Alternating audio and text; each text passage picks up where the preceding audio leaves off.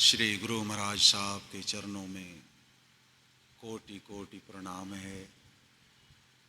स्नेहमयी, दयामयी, करुणामयी माँ मातेश्वरी गुरु माँ के चरणों में मेरा प्रणाम है।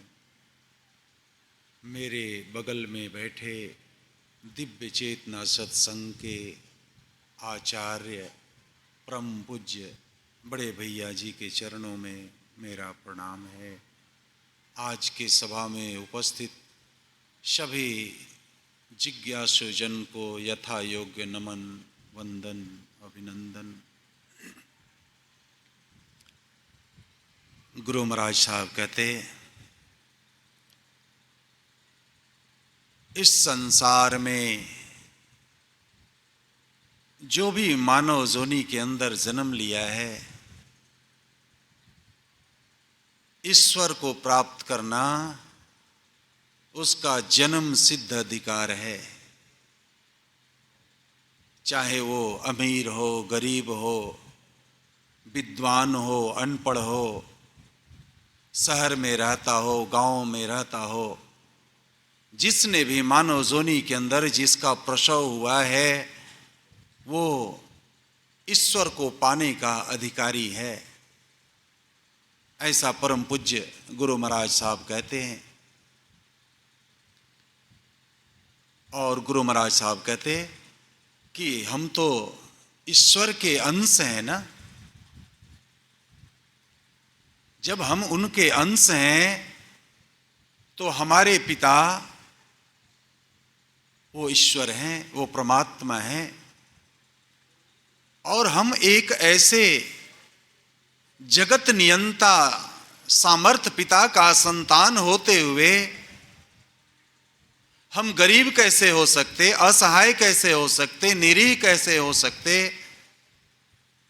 और दुखी कैसे हो सकते। तो गुरु महाराज साहब कहते कि दुख का कारण हम स्वयं हैं। इस संसार के अंदर कोई किसी को दुख नहीं देता। हमारे जीवन के अंदर जो कुछ भी दुख होता है तो वो हमारे किए कर्मों का प्रारब्ध है। जो हमारे कर्मों के अनुसार हमारे भोग के लिए हमारे समक्ष आता है। क्योंकि परम पिता परमात्मा जब मानव जोनी के अंदर किसी जीव को, किसी दंपति के यहां गर्भधारण कराता है, उसका प्रसव होता है, तो उसे इस ब्रह्मांड की सारी शक्तियां, सारे गुण, सारे चरित्र और सारे संस्कार उसे उपहार स्वरूप प्रदान करके और इस जगत के अंदर उसका प्रसव होता है। जिस तरह एक गरीब से गरीब माता पिता अपने पुत्री का विवाह करता है, उसकी विदाई करता है, तो अपने सामर्थ्यता से ज्यादा अपने उस बेटी की विदाई में उसकी गृहस्थी को बसाने के लिए जिन जिन चीजों की आवश्यकता होती है उन सारी चीजों को दे करके वो विदा करता है। बेड, बिछावन, बर्तन बासन, कपड़े लत्ते, जिस चीज को एक गृहस्थी के अंदर आवश्यकता होती है, सारी सामग्रियों को दे करके अपनी बेटी को विदा करता है। चाहे उसके लिए उसे कहीं से कर्ज क्यों न लेना पड़े, पर वो चाहता है कि जिस बेटी को मैं अपने घर से विदा कर रहा हूं उस घर में वो बस जाए, उसकी गृहस्थी बस जाए और इसे किसी चीज के लिए कहीं उसे झोली फैलाने की आवश्यकता ना पड़े। उसकी सुख सुविधा की सारी सामग्रियों को देकर विदा करता है। ठीक वैसे ही परम पिता परमात्मा जब मानव जोनी के अंदर किसी भी जीव को भेजता है तो उसके जीवन की संपन्नता के लिए जिन जिन चीजों की जरूरत होती है वो माता पिता, वो रिश्ते नाते, वो ज्ञान, वो प्रकाश, वो चरित्र, वो संस्कार, वो धन वैभव, सब कुछ प्रदान करके उसे भेजता है कि इस संसार में उसका जीवन सुखमय हो। पर हम मानव अपनी अज्ञानतावश, अपनी भूल बस उन परमात्मा की उपहार स्वरूप दी हुई उन वस्तुओं से अपना संबंध विच्छेद कर लेते हैं, यानी उससे विमुख हो जाते हैं। जो चीजें हमें सुख दे सकती है उससे हम विमुख हो जाते हैं।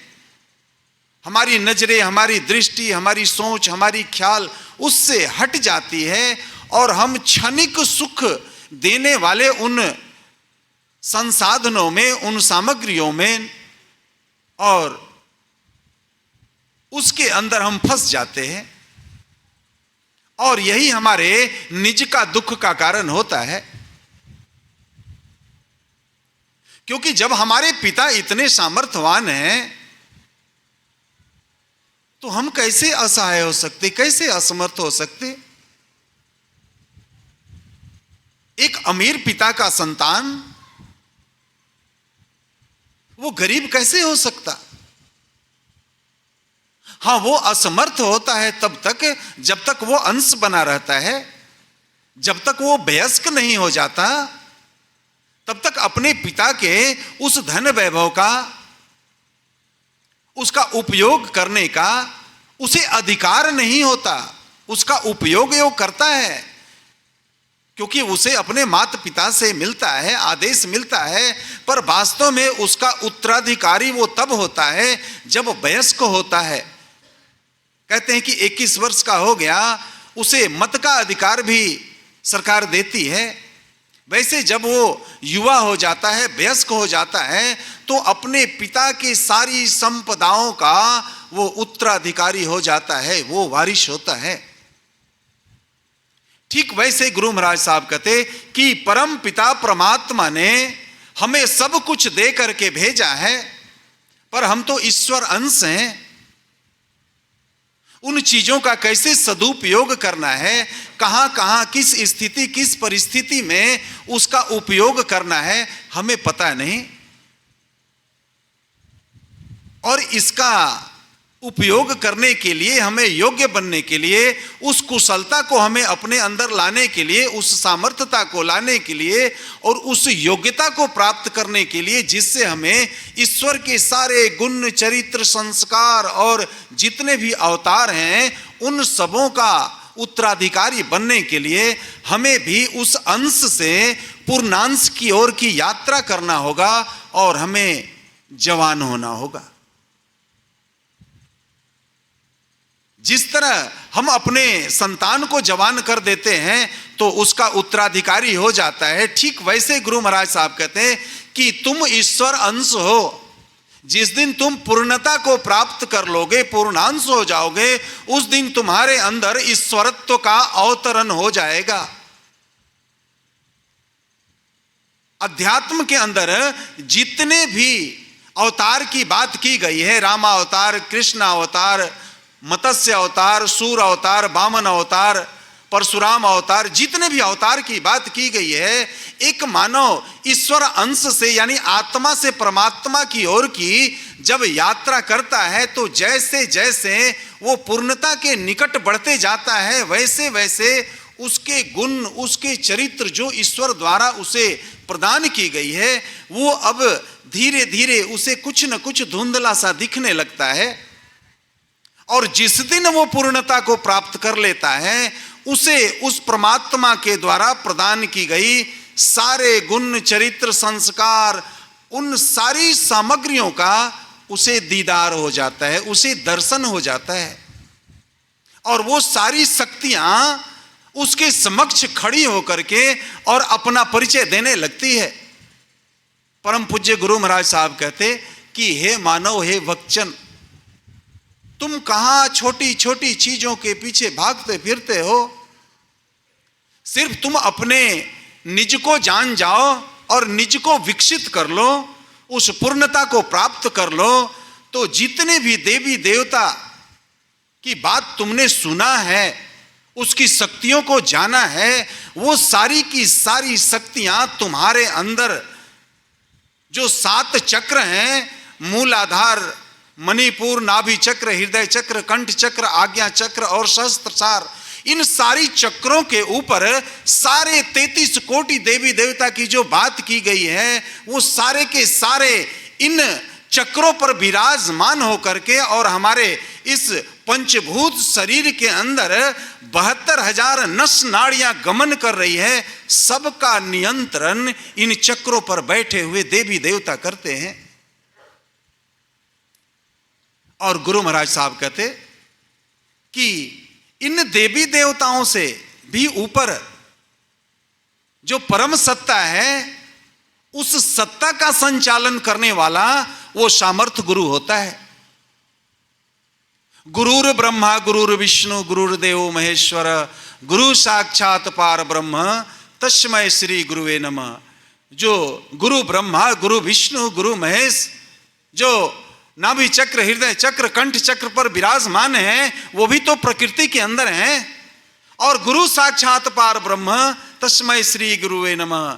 जो सामर्थ्य गुरु होता है, वो गुरु ब्रह्मा विष्णु जो प्रकृति के अंदर हैं, इन प्रकृति के से भी ऊपर वो विराजमान रहने वाला, वहां बसने वाला होता है वो सामर्थ्य गुरु, जो परम सत्ता के लोक में उसके प्रदेश में रहता है और उसकी सारी गुण, सारी चरित्र, सारे संस्कार और उसकी सारी ऊर्जाओं को लेकर और हम जीव का कल्याण करता है, उसका दया करता है, उसका भला करता है, उसे वो तेज, वो प्रकाश प्रदान करता है जिसके अधीन उसका विकास शुरू होता है और वो अपनी पूर्णता को प्राप्त करता है।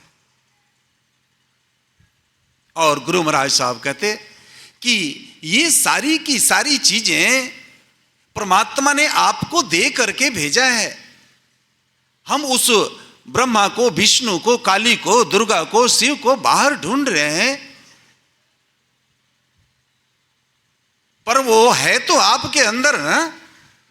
गुरु महाराज साहब कहते कि एक बच्चे को जब हमें क सिखाना होता है तो कौवा बना करके सिखाते हैं, ख सिखाना होता है तो खरगोश बना करके, गौ का बोध कराना होता है तो एक गधे का फोटो बना करके करते हैं।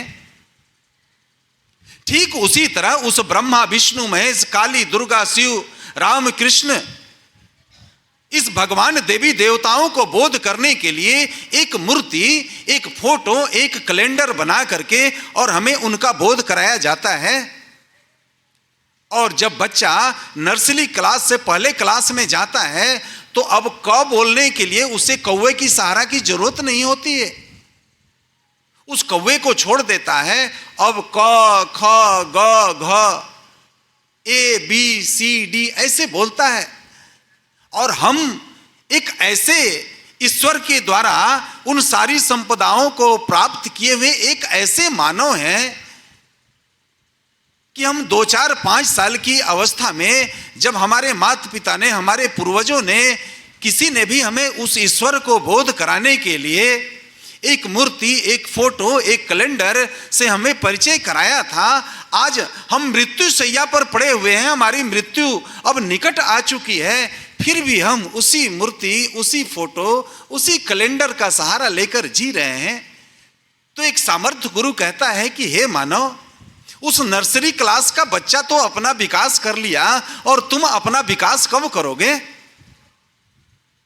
उस अंश से पूर्णांश तुम कम बनोगे और जब तक तुम पूर्णता को प्राप्त नहीं करोगे तो परमात्मा द्वारा प्रदान की गई उन संपदाओं का उत्तराधिकारी ही रह जाओगे, वारिस ही रह जाओगे। उसका सदुपयोग करने का तुम्हें अधिकार प्राप्त नहीं हो सकता। इसीलिए गुरु कहता है कि हे मानव, अपने उस नर्सरी क्लास वाले देवी देवता भगवान को छोड़ो ना। और हमारे अध्यात्म के अंदर लिखा भी तो गया है, साहित्य के अंदर, कि एक राम दशरथ घर डोले, दूजे राम घट घट में बोले, तीजे राम जगत पसारा, चौथे राम जगत से न्यारा। पर हम तो पैदा लिए उस दिन से दशरथ के घर वाले ही राम को जान पाए, और आज मृत्यु शैया पर भी हैं, तो उस दशरथ के घर वाले राम से ही हमारा परिचय है। और जो आपके 3 राम हैं, उस राम से तो आपकी मुलाकात ही नहीं हुई,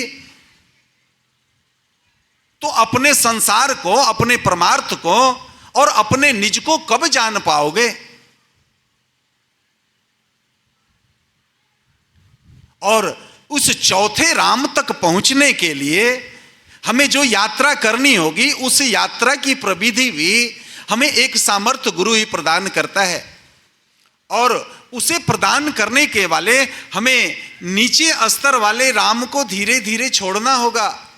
जैसे गुरु महाराज साहब कहते कि हमें मिडिल स्कूल में जाना है तो प्राइमरी स्कूल को त्यागना पड़ता है, और हाई स्कूल में जाना है तो मिडिल स्कूल को त्यागना पड़ता है, कॉलेज में जाना होता है तो हाई स्कूल को छोड़ना पड़ता है।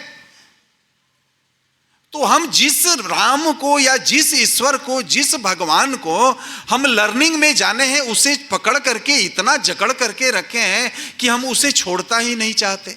और जब तक हम उसे नहीं छोड़ेंगे तो हमारा विकास कैसे होगा? भगवान श्री कृष्ण ने भी तो कहा है कि हमारा जो भक्त हमसे जो कुछ भी कामना करता है, मांगता है, उसे मैं वो सारी चीजें प्रदान कर देता हूं, पर मैं अपनी भक्ति सबको प्रदान नहीं करता। मैं अपनी भक्ति तो उसे प्रदान करता हूं जो हमारा अनन्य भक्त होता है, जो मुझे तत्वों के माध्यम से जाना है। जिसने मुझे तत्वों के माध्यम से जान गया, उसे मैं अपना भक्ति प्रदान करता हूं। वो स्वयं हमारा स्वरूप है, हमारी शक्तियां उसके अंदर समाहित है, वो स्वयं कृष्ण है, स्वयं कृष्ण है, जिसने मुझे तत्वों के माध्यम से जान गया। ठीक वैसे ही गुरु महाराज साहब कहते कि हम मानो तो अपने बस इस पंचभूत स्थूल जो हमारा रूप देख रहा है, इसे ही हम समझ बैठे हैं कि हम यही हैं। इसके अंदर हमारा और भी तो 4 शरीर है, और हमारा जो निज स्वरूप है वो आत्म स्वरूप है, आत्म स्वरूप।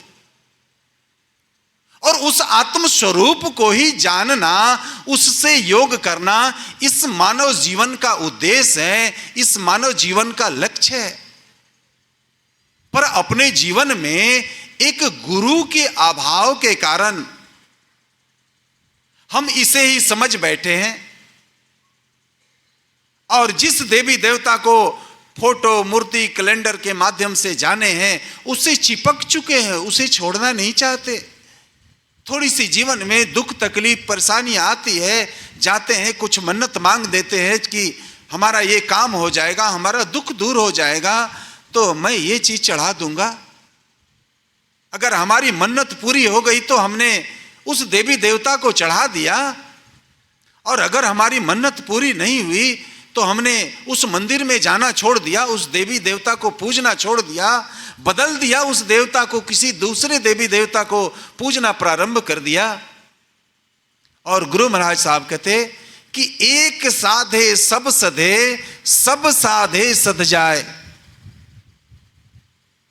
एक सामर्थ्य गुरु कहता है कि हे मानव, अपने जीवन में एक सामर्थ्य गुरु की खोज कर लो ना,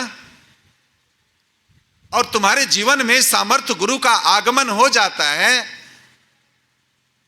तो बिना सोचे समझे अपना सब कुछ गुरु के चरणों में समर्पित कर दो, बिक जाओ अपने गुरु के हाथे। जैसे अपने गुरु के हाथे बिक गए, उस गुरु का चाकर बन गए, तो समझ लो कि बात बन गई। अब आपकी भलाई, आपकी बुराई, आपका रोना, आपका हंसना, आपके गुरु का रोना, आपके गुरु का हंसना होगा, और गुरु का ही नहीं होगा, उस परमात्मा का होगा। क्योंकि गुरु और भगवान में तनिक भेद मत जान, गुरु रूप साकार है निराकार भगवान। उस निराकार परम सत्ता का साकार रूप गुरु होता है। और जब हम निज को गुरु के चरणों में समर्पित करते हैं तो हम ईश्वर के चरणों में निज को समर्पित करते हैं और हम गुरुमय हो जाते हैं। और गुरुमय ही नहीं, हम ईश्वरमय हो जाते हैं, ईश्वरमय हो जाते हैं। और गुरु महाराज साहब कहते हैं कि गुरु ही वो प्रविधि बताता है जिससे मानव का जन्म सिद्ध अधिकार है ईश्वरत्व को प्राप्त करना। तो उस ईश्वर को अपने अंदर में प्रसव करने की प्रविधि एक सामर्थ्य गुरु प्रदान करता है। सुनकर थोड़ा अचंभित लगता होगा कि क्या कोई मानव अपने अंदर में ईश्वर का प्रसव कर सकता है, ईश्वर को जन्म दे सकता है? तो परम पूज्य गुरु महाराज साहब कहते कि हां, मानव जोनी के अंदर आया हुआ हर मानव, अगर उसके जीवन में सामर्थ्य गुरु है और उसने सामर्थ्य गुरु की बातों को अपने जीवन में आत्मसात कर लिया, उसका पालन करता है, मंत्र मूलम गुरुर्वाक्यम, गुरु के द्वारा आदेशित चीजों को अपने हृदय में स्थापित करके अपने जीवन में उसे पालन करता है, तो निश्चित रूप से उसके अंतःकरण में ईश्वरत्व का अवतरण हो जाता है। वो ईश्वर को जन्म देता है अपने अंदर, और ईश्वर की सारी शक्ति, ईश्वर के सारे गुण, ईश्वर के चरित्र, ईश्वर के संस्कार और ईश्वर के सारे अवतार उसके अंदर समाहित हो जाते हैं, अवतरित हो जाते हैं, स्थापित हो जाते हैं। उसका सिर्फ स्थूल एक मानव का होता है, बाकी उसकी रोम रोम में गमन करने वाली वो सारी शक्तियां ईश्वर के, उस परमात्मा के नियंत्रण में होती है, उस गुरु के नियंत्रण में होती है। आइए हम सब समझें कि कैसे एक मानव एक ईश्वर को अपने अंदर प्रसव देता है। हम अपने पति पत्नी या माता पिता या एक दंपति एक शिशु को जब प्रसव देता है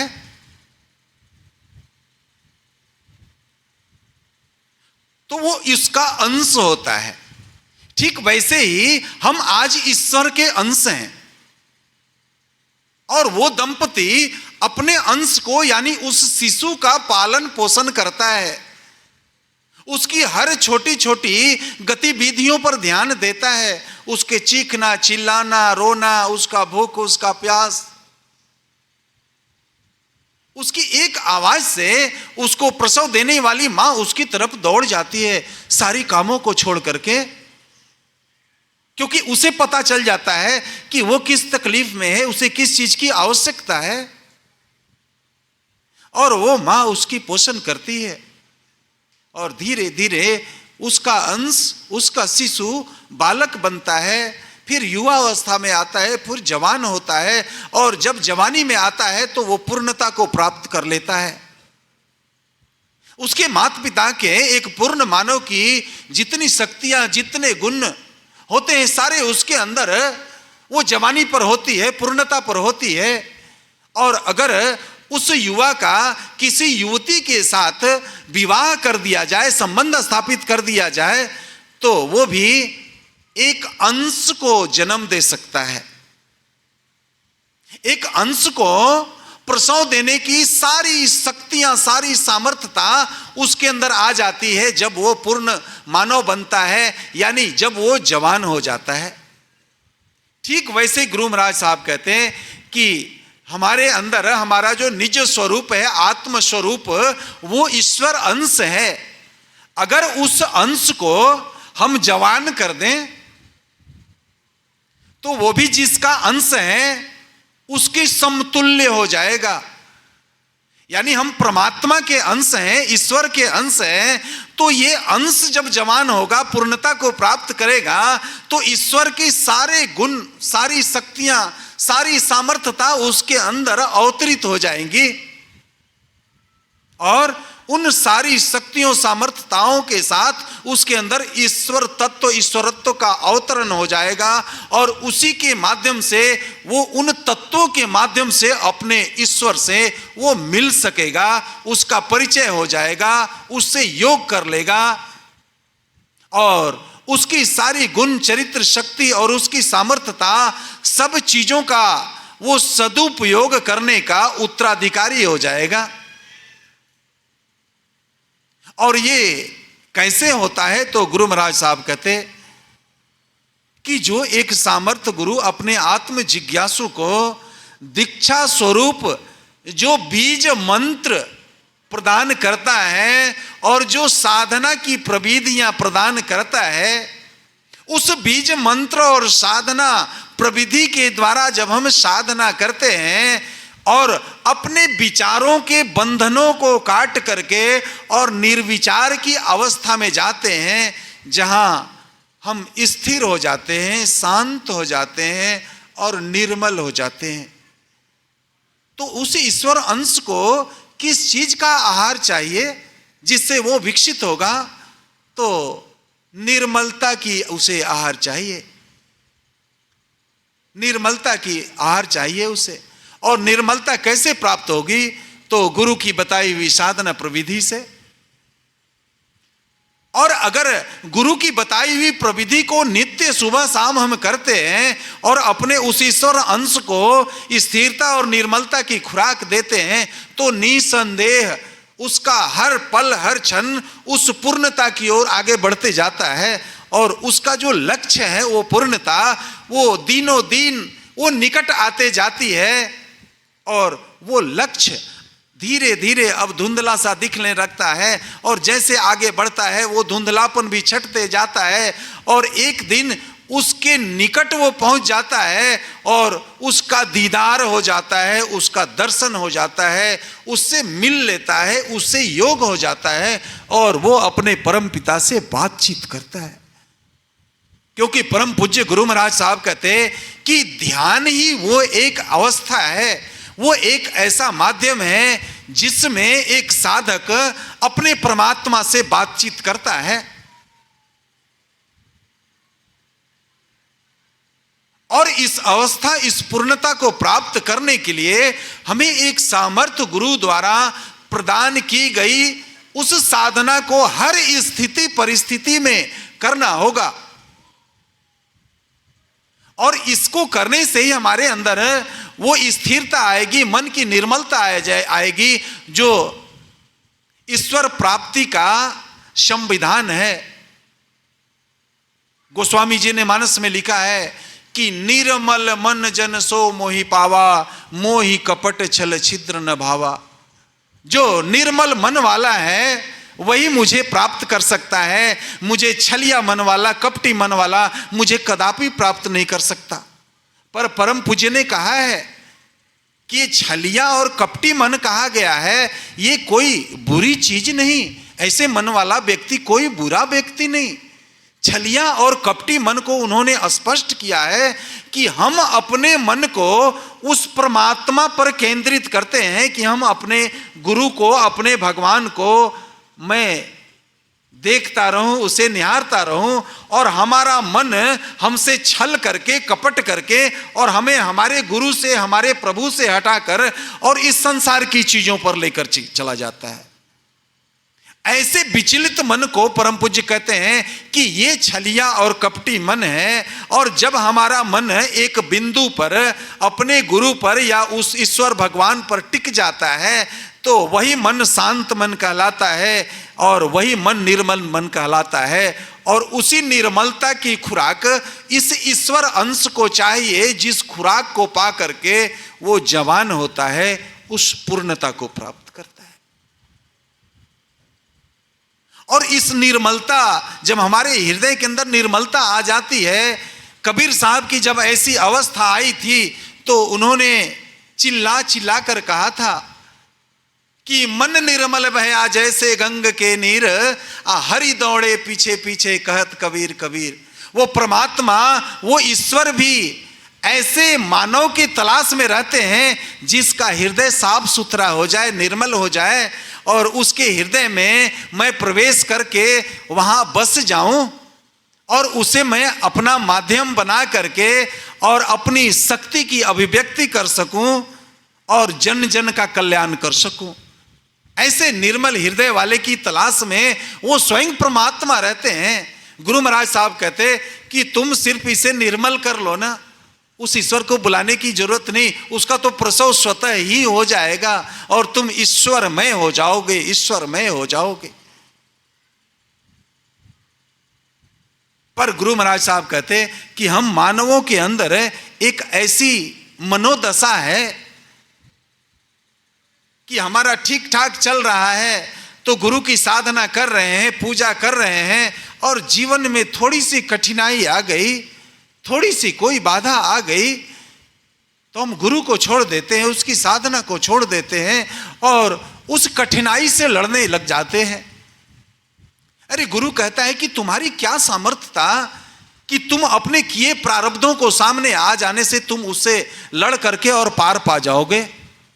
गुरु तो कहता है कि हे मानव, तुम्हारे जीवन में जितनी बड़ी से बड़ी कठिनाइयां आती है ना, तो उसकी परवाह न करो और अपने गुरु के द्वारा बताई गई उस साधना प्रविधि को और बढ़ा दो, उसकी अवधि और बढ़ा दो, उसका वक्त और बढ़ा दो, और अपने वक्त को और इतना लंबा कर दो, इतना लंबा कर दो कि उसके आगे तुम्हारे सारे प्रारब्ध तुच्छ हो जाएं, तिनका के बराबर हो जाएं। वो तुम्हारे कर्म भोग आकर के वो भी अपनी उपस्थिति दर्ज करके और तुम्हें स्पंदन करके चले जाए, और तुम्हारे अंदर कोई दर्द ना हो, कोई चिकचिलाहट ना हो, तुम अपने भोग को भी भोग लो और तुम अपने गुरु द्वारा प्राप्त उस शक्ति, उस ऊर्जा, उस सामर्थ्यता को भी उपहार स्वरूप अपने जीवन में पालो। तुम्हारा दुख भी दूर हो गया और तुम प्रभु के चहेते हो गए, तुम्हें अपने पिता की, अपने गुरु की गोद मिल गई, अपने गुरु की गोद में बैठ जाओ ना। पर हम तो ऐसे करते हैं कि थोड़ी सी व्यथा हमारे जीवन में आई, टूट पड़ते हैं, उससे लड़ने के लिए छोड़ देते हैं अपने गुरु को। पर गुरु कहता है कि एक मानव को यही उससे भूल होती है, और इसीलिए गुरु महाराज साहब कहते कि एक मानव के जीवन में अगर किसी चीज की अपूर्णता है तो वो गुरु की अपूर्णता है। और गुरु के सानिध्य में जब उसकी साधना आगे बढ़ती है, मानव जीवन की यात्रा आगे बढ़ती है, इस आत्मा से परमात्मा की ओर की यात्रा आगे बढ़ती है, तो जहां भी वो विचलित होता है, डगमगाता है, तो गुरु उस समय उसे सहारा प्रदान कर देता है, अपना दामन उसे पकड़ा देता है कि लो, अब तुम डगमगा रहे हो ना, थोड़ा सा मुझे स्पर्श कर लो ना, तुम्हें मैं ऊपर हवा के तरह उठा लूंगा और इन सारी अवरोधों को पार करके और तुम्हें फिर मैं उस भूमि पर ला दूंगा जहां ये अवरोध तुम्हें स्पंदित नहीं कर सकती। तुम एक जीव हो ना, तुम्हारी क्या सामर्थ्य था कि तुम इन अवरोधों से लड़ करके और पार पा सको। अगर इन अवरोधों में ही उलझ जाओगे तो तुम इस मानव जीवन की यात्रा को कब करोगे? अवरोधों में ही उलझे रह जाओगे। इसलिए गुरु महाराज साहब ने इतनी सरल प्रविधि का उन्होंने प्रतिपादन करके और हम सबों को सुपुर्द किया है, जो अति सरल है। एक पढ़े लिखे, एक अनपढ़, क्या स्त्री क्या पुरुष, सबके लिए समरूप से उन्होंने बनाया है कि इस प्रविधि से हर लोग उस ईश्वर को प्राप्त कर सकते हैं, अपने अंदर में ईश्वर का अवतरण कर सकते हैं और ईश्वरमय हो सकते हैं, ईश्वरमय हो सकते हैं। और जब हमारे अंदर में ईश्वर का प्रसव हो जाएगा, ईश्वर विराजमान हो जाएंगे, तो फिर इस संसार का दुख हमें क्या कर सकता है?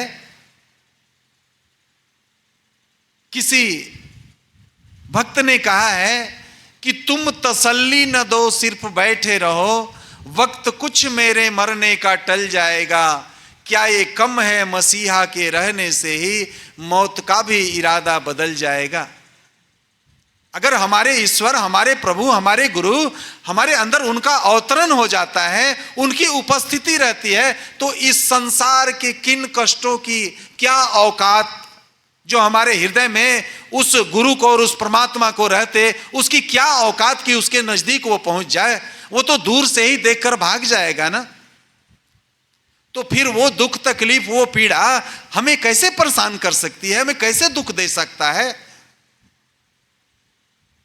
लेकिन ये तब होगा जब हम अपने अंदर ईश्वरत्व का अवतरण करेंगे, यानी अपने गुरु को अपने हृदय में स्थापित कर लेंगे, गुरु का अवतरण हमारे अंदर हो जाए और हमारा रोम रोम गुरु के नियंत्रण में हो, हमारा सोचना, हमारा बोलना, यानी हम गुरुमय हो जाए, गुरुमय हो जाए।